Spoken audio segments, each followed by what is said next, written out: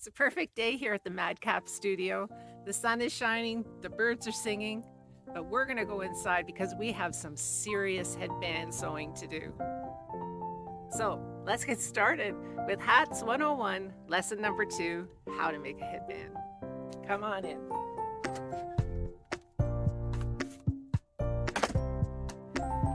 So what you'll need to complete this project: sewing machine, a serger if you have a serger. If you don't have a serger, and if your sewing machine doesn't do the zigzag stitch, a straight stitch will be fine as well. Thread to match the color of the stretchy fabric that you're gonna choose. Scissors. Marker that you can use to draft your pattern and also transfer the pattern onto the fabric. A hard ruler and construction paper that's at least wide enough to make your pattern. Now, in our last video in Hats 101 lesson 1, I showed you how to measure your head, because we need to know what your head circumference is so that you can learn how to draft a pattern to make your own headband to fit your own head. And in our last video, I also introduced you to my headband pattern with all my various note making along the way. This is the pattern that I've based all of my headband designs on for several years. So I'm going to share with you the way to start learning design and drafting your own patterns through the creation of a headband. It's really very easy, and I think you're going to love this lesson. So the first step is for you to take the head size measurements that you learned how to do in our last lesson. So mine is 22.5, and that's the average for a woman. So this is how I base most of my patterns. And if somebody tells me they have a bigger head, I multiply their head size by 90% to come up with the right length for a headband pattern. Because the headband, at least the ones that I make, are made with stretchy fabric. So we don't need to go and cut a piece of fabric that's the exact circumference or the length of our head size measurement. We actually want to make it a little bit shorter so that we have the feeling that it fits comfortably and it stays on our head. So when you know what your head measurement is, you're going to take that measurement and multiply by 90%, and that is going to be the width of your pattern piece. Now, this pattern that I have drafted, that is the basis and the foundation for all of my headbands, is 8 inches deep. So you might as well just take my word for it that 8 inches deep this way is going to be a good measurement for you too. So 8 inches. And this is the direction that you're going to stretch the fabric. All right, so let's start by drafting a new pattern piece. Like I said, my head measurement is 22.5. So if I multiply 22.5 by 90%, I come up with the number 20.25. So 20 inches and a quarter inch. So I'm going to come up 8 inches, and I love my little quilting ruler that's great for hat making too. So I'm going to mark 8 inches from the edge of this construction paper.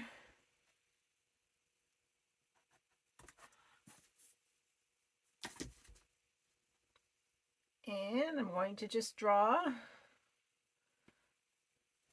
a line across and right over to 20.25. And I'll come down here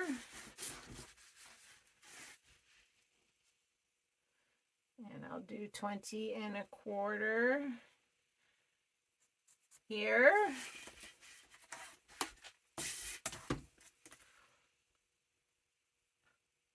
And lining up my line that I can see through on this transparent ruler, I'm going to have a good right angle.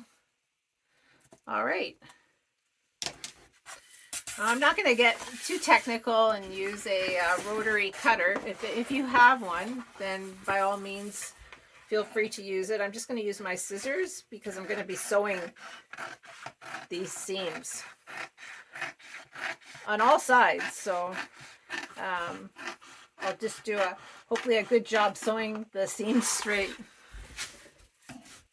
to make up for any little blips in my scissor cutting. Now I get the fun part of picking out what fabric to use.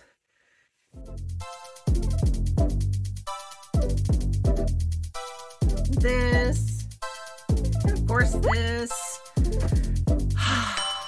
Which one to choose?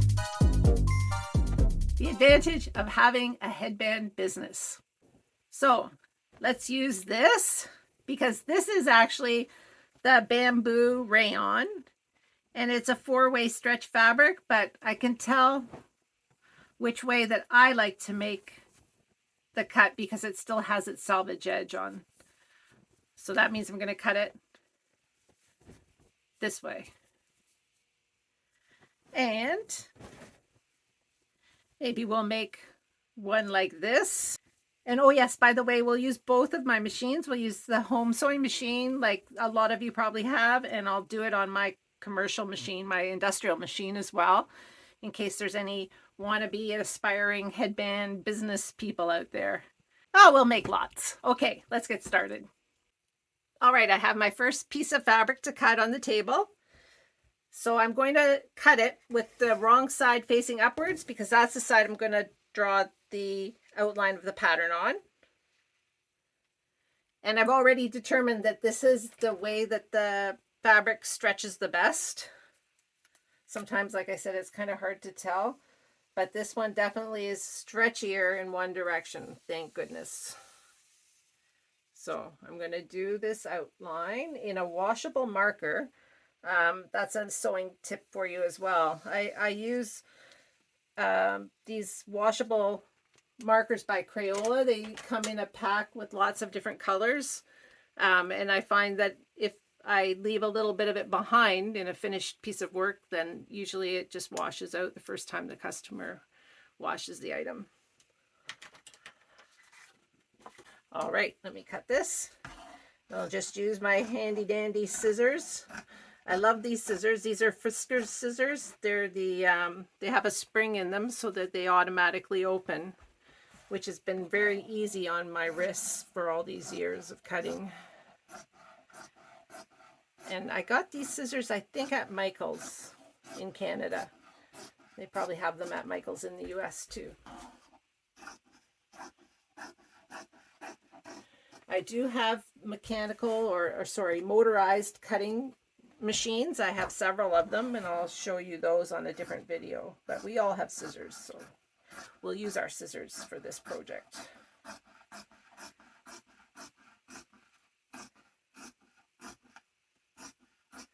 Okay, one down, several to go.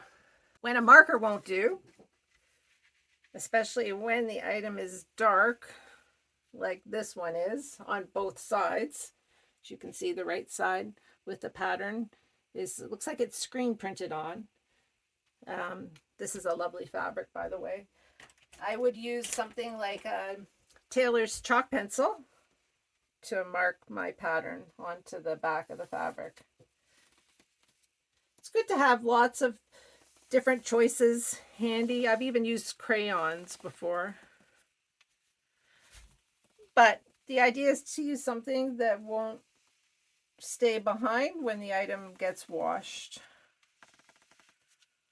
So the chalk or the washable marker are my two faves. All right, I'm going to cut this out. This one I'm going to cut on a diagonal, which means I'm going to use a 45-degree angle because this is another one of the bamboo fabrics, so it's stretchy in every direction, but it's also the buffalo check, and I think it just looks nicer when the checks are on an angle. All right, now as you can see, I've cut out lots of headbands.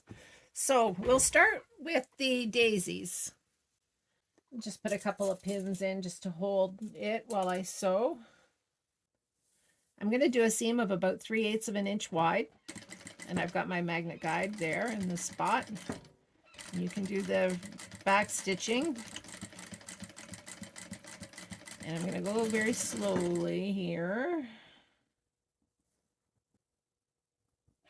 So I'm sewing the two ends together, right sides together. And I know that it's pretty customary to press seams flat, but instead I'm going to sew my seams flat. So it's going to add sort of a decorative top stitching effect. All right, so here we go. We're going to just sort of put one side of the presser foot in the ditch, I guess, as it is called, and use that as our guide for the width of this top stitching seam that's going to hold the seam flat too, which is way more comfortable against your head than something bulky. I'm going to sew right off the end here, and then I'm going to turn around and sew back down the other side, doing the same width.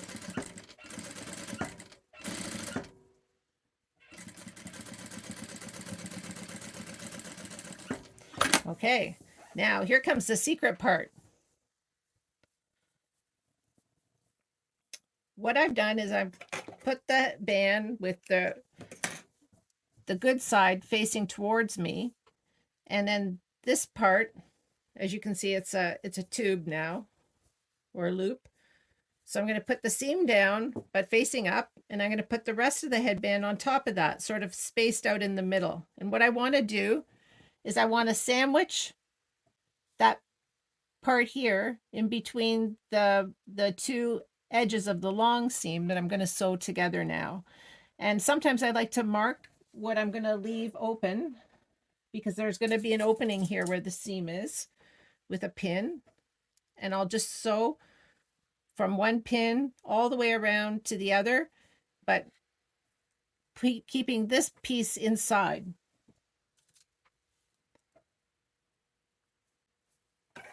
Alrighty, here comes magnet again.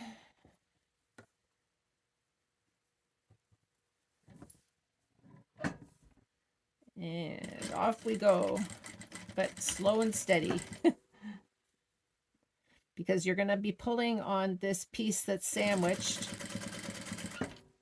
as we go around, so that you can expose more of this edge that you want to sew together. It's hard to explain this process, but if I do it a few times, I think you'll get the drift.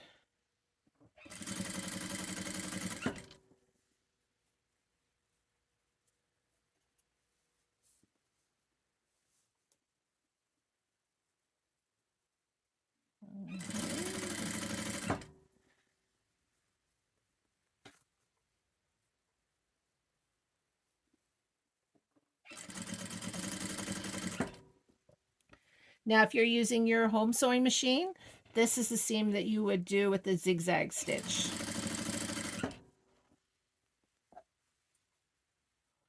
I'm showing you, though, on my industrial machine, I'm using a straight stitch all the way across.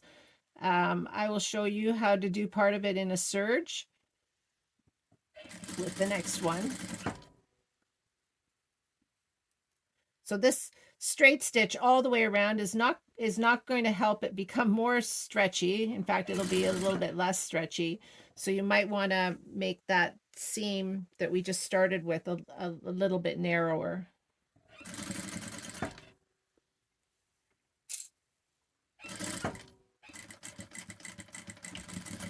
Okay. Now comes the fun part. You've got sort of a tube hidden inside this band.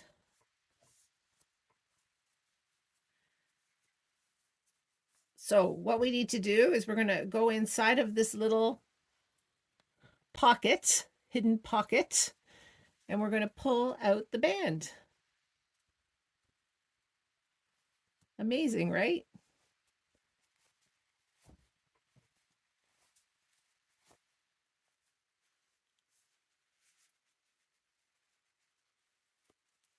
Ta-da! So you just have to sort of straighten it out a little bit. Now, if you want, you can sew that little opening closed. Let me just trim those threads sticking out. You can hand sew it closed if you'd like. You know, with a needle and thread, just sew that little opening closed. If you're doing this for a business, you could leave the opening wide enough so that you could tuck one of your labels inside and then sew it down. Now, once again, I would make this with black thread if I was going to give it to somebody or sell it, but I'll just use red. So I usually sew this seam closed all the way through to the front. And I do it about a half an inch up from the bottom or the top, because actually this seam can be worn on the outside of your head or tucked underneath against your skin. Again, if this was black thread, you wouldn't see that. Now the band that I'm wearing today, I've left the seam on the outside and the smooth edge is next to my skin. So sometimes I like to do that. I think the seam just adds a little bit of interest or some texture to the band. But I forgot to mention earlier as well, the seam that I did with the top stitching, I usually consider that the back of the headband. So let's have another look at that big seam. I've sewn the ends together already. I've done the top stitching. So now I'm going to sandwich the headband in between the two right sides of this top stitch seam. I'm bringing the two pieces together. I'm going to put in my pins on either side of that top stitching seam, which is going to give me a good marker to sew from one pin to the other. So I leave my opening to pull the right side through when I'm all finished.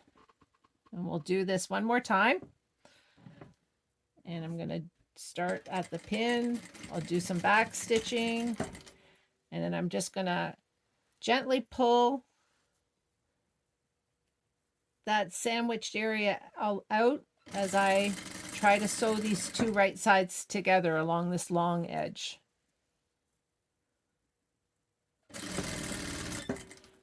Once you get the hang of it, I think it's going to be pretty easy.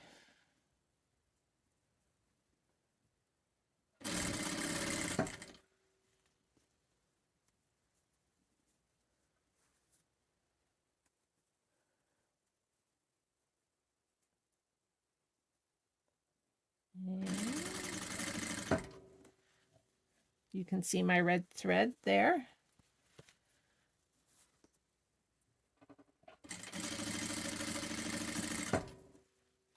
The only thing I worry about with the pins is that they would get caught on the inside. So as you get better at this, I imagine that you probably wouldn't have to use the pins, because I don't.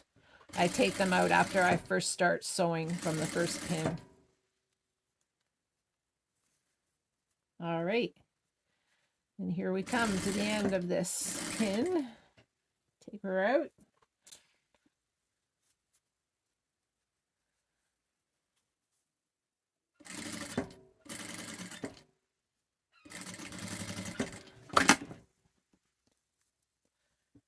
All right, we're going to trim off our ends here.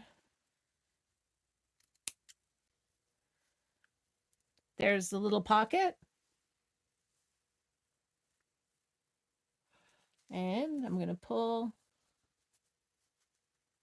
the band through.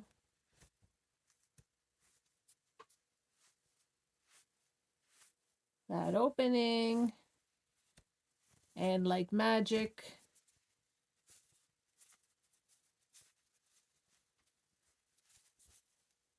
ta-da, we have a band. Now, when I use a serger to help me finish this long seam, it usually makes the headband stretchier, so I don't have to worry about a client maybe having a thread break when she tries to pull it on a head that maybe is bigger than we thought. So anyway, I'm going to start this seam with my straight stitch, so my home machine or my industrial machine. And I'm just going to go maybe a couple of inches, and then I'm just going to run the seam right off of the edge of this headband. So I end up with just a small seam that runs off the edge. And now I'm going to go over to the other side and I'm going to do the same. So I'll take this pin out and I'm going to just start on the side of that top stitch seam. Do a little back stitch, and then I'm just going to go a bit and then run the seam right off the edge of the fabric. Okay, so I've started sewing on either side of that, what we call the pocket, that we're going to pull the headband out of when we're finished. But now, instead of sewing all the way around with my my single needle machine, I'm going to pick up here with my serger, and I'm going to go all the way around with a serged edge. So here I am at my big industrial serger, but like any serger is going to do this job. It's just my little baby's been working hard for, I think I've had this for 20 years now. Like I said, industrial machines, they're built to last. So I'm going to turn it on. It's quite a brute, this guy. And I'm just going to sew with my serger. And I'm going to pull the headband through the same way I did on the other machine. Just make sure that I don't serge over the part that's in the middle. I'm serging those right sides of that long edge together.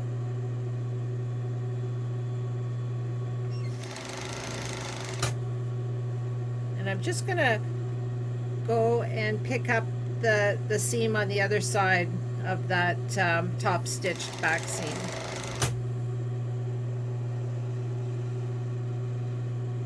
And I'm almost there. But taking care along the way to make sure that the piece inside stays where it should and doesn't get caught up in the seam. I don't know if you've ever tried to rip out a serger seam, but man, oh man. Okay, so I've just gone over what I sewed on my single needle machine, and I'm just going to trim that serge, but I didn't go as far as our little pocket there. Get rid of that. Okay, so back over to this table, and here I'm going to pull, you can see the serged edge. Pull the end through.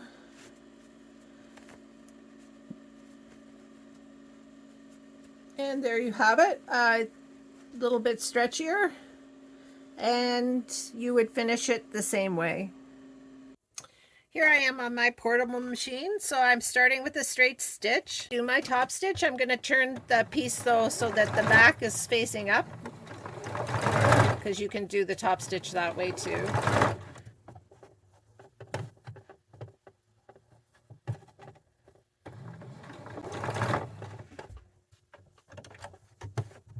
Turn around and go back.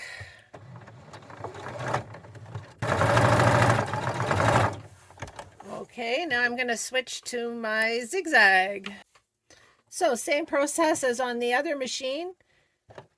I've brought the two right sides of that back seam up to meet each other, and I've sandwiched the headband in between. And now I'm just going to sew from one pin around to the other, using a zigzag stitch and pulling the rest through as I go.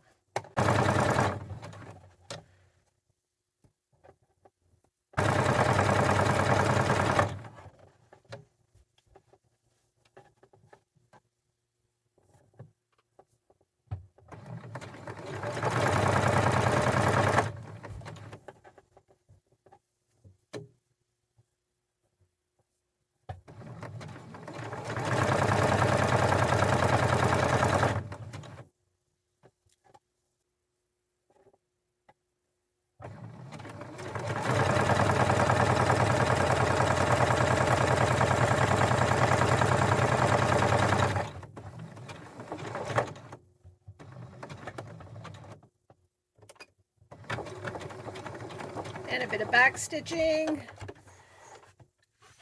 Alrighty. So we'll straighten it out so that we can get into that little pocket.